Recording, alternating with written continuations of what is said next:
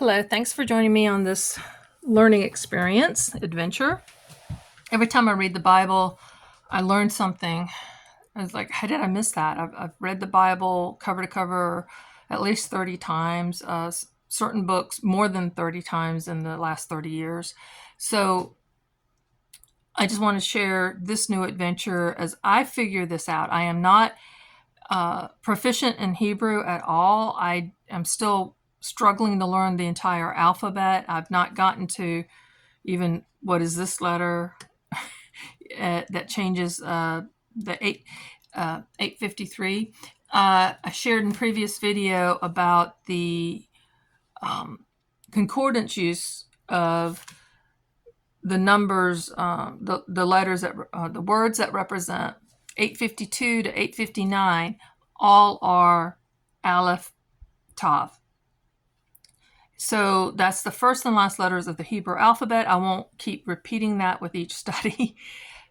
Just making sure that that everyone that starts here knows, since this is chapter 1 of Genesis, and they didn't watch the previous videos. I just want to make sure that we're covered. This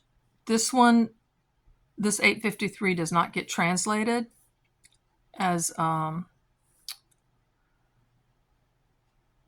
all. There's no, just not translated. But over here, it's still 853, but it's got this additional letter at the beginning. Hebrew is right to left, and it gets translated as and, but it's connected to, I believe. And as we go through and look at this, you'll hopefully notice patterns, maybe something I don't notice, but I'm just trying to see how it gets used. If this is Jesus, Christ, Messiah, Yeshua, Yahushua, there's so many different things. But over here we have the English, the concordance number, and these are all H's because we're in the Old Testament, so it's Hebrew. You'll see G numbers, and those are for Greek, for the New Testament stuff. And it's Bereshit, Bara or Beira, Beire, Elohim, God. Anytime you see an M, that's a pluralized version of the word. Whereas in English, we add S to make it a plural, so not heaven, this is heavens. Elohim is a plural. But the verb, if I understand, the verb is singular. So even though this should be if it was by itself, not in a sentence, it would always be translated gods with a little g, because it's plural of gods. But when you see it used in context with the singular verb, it becomes that. And then that's where the argument about the Trinity and all that stuff happens. And initially I thought it connected to God, but it's actually connects God or creation to the heavens and to the earth, I think. But let's look at all the different patterns. So there's Genesis 1:1, 1:4, it shows up again, and it's not translated, and it's between God and the light. So there it is there. Over here, it's not translated. Again, it's between God and the firmament. Over here, it's 4 times in Genesis 1:16, and twice it's the and, because it's got that other letter. And twice it's not translated, but it's before the great light, the 2 lights, and then the stars at the end. The lesser light that ruled the night, the greater light ruled the day, sun, moon, and stars. Here it gets translated as them because of this letter at the end of the word. But it's almost like they're trying to just use up the Aleph Tavs wherever they can, when it's got this other letter that's by itself, and it's not a word by itself. You'll see the pattern. You'll see the patterns actually. 121, it follows Elohim, and then gets translated as and, but before every living thing that moves, and then and before every bird winged according to its kind. And then 122, we have it as them, and then not translated, but before the waters and the seas. 125, we have it 3 times.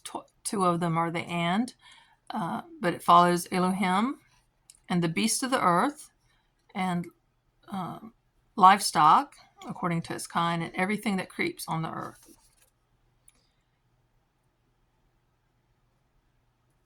127, we have it not translated. Translated as him with this letter at the end. Translated as them with this at the end. So created God man in his image. In the image of God, he created him, male and female, and he created them. Oh, day 6 there. 128, we get it twice, them before Elohim, and not translated before the earth. Fill the earth.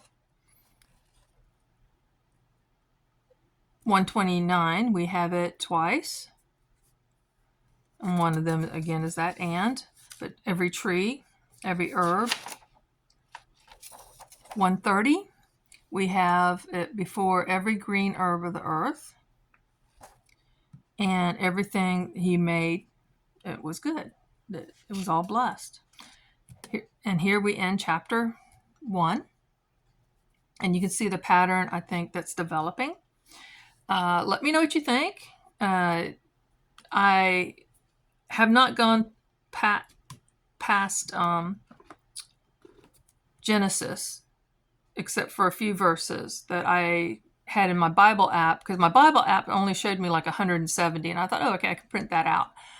When I got onto Bible Hub, this is where I use Bible Hub, it showed over 12,000 instances, and many times they're in multiples in a sentence, in a verse. So everything that God created seemed to have gotten an et before the creation. That's what I'm seeing so far.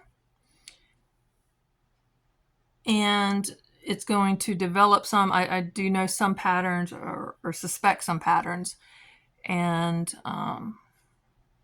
it's a learning process. It's a developing learning process. Always keep your mind flexible enough to question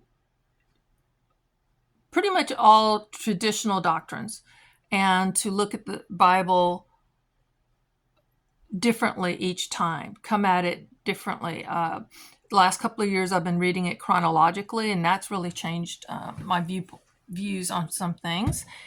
And it's been a great learning experience. Thanks for joining me. Hope you were blessed. Hope you learned. All feedback is appreciated.